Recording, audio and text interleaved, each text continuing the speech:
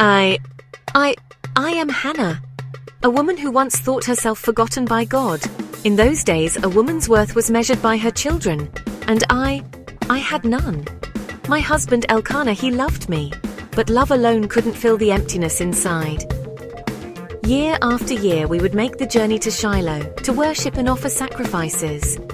The road was long, winding through hills and valleys, much like my journey through hope and despair. But each time we arrived, the pain in my heart grew deeper. I was barren, you see. Peninnah, my husband's other wife, she had children, and she never let me forget it. Her words cut deep like knives twisting in my soul. "The Lord has closed your womb," she'd say, and I began to believe her. One year I couldn't bear it any longer. I went to the temple, my spirit crushed. The air was thick with incense. The sound of prayers a constant murmur. In that moment I felt both utterly alone and deeply connected to something greater than myself. I poured out my heart to the Lord, vowing to give him my child if he would bless me. "O Lord Almighty," I whispered, "if you will only look upon your servant's misery and remember me." Eli the priest, he saw me. My lips were moving but no sound came out. He thought I was drunk. "How long will you keep on getting drunk?" he asked. "Get rid of your wine." But when I explained, his face softened. He blessed me, saying, "Go in peace, and may God grant you what you have asked of him." As I returned home, I felt different, lighter somehow, as if a great burden had been lifted. In the quiet of the night, I dared to hope. Could it be that God had heard my prayer? As I left the temple that day, I felt a change within me. A seed of hope had been planted, and I knew that whatever lay ahead, I would face it with renewed strength. My journey was far from over, but for the first time in years, I looked to the future with anticipation rather than dread. And then it happened.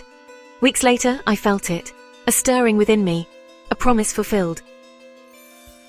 I was with child. Me, Hannah, the barren one? God had heard my prayer. The months passed, each one a miracle.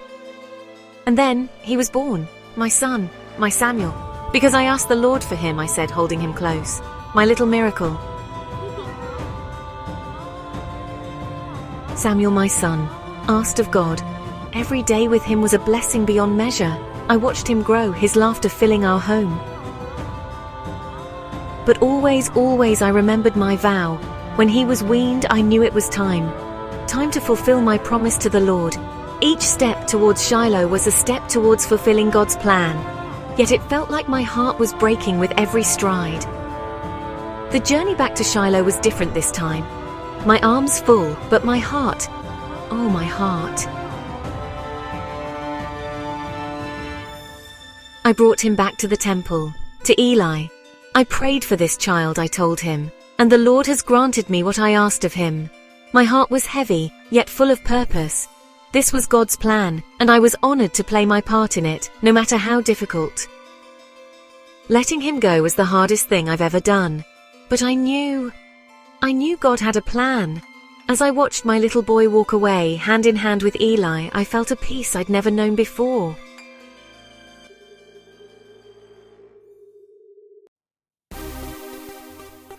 And he did. Oh, how he did. Samuel became a great prophet, serving God all the days of his life. And me, I was blessed beyond measure. More children came, 3 sons and 2 daughters. But I never forgot that first miracle, that answer to a desperate prayer.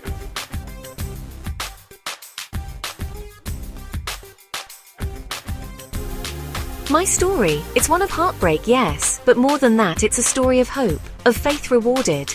For in our darkest moments, when all seems lost, that's when God can work miracles. So to you, whoever you are, whatever battle you're fighting, don't lose hope. Your miracle might be just around the corner, just as mine was. For I am Hannah, once barren, now blessed, once forgotten, now remembered. And my God, he hears, he sees, he remembers, always.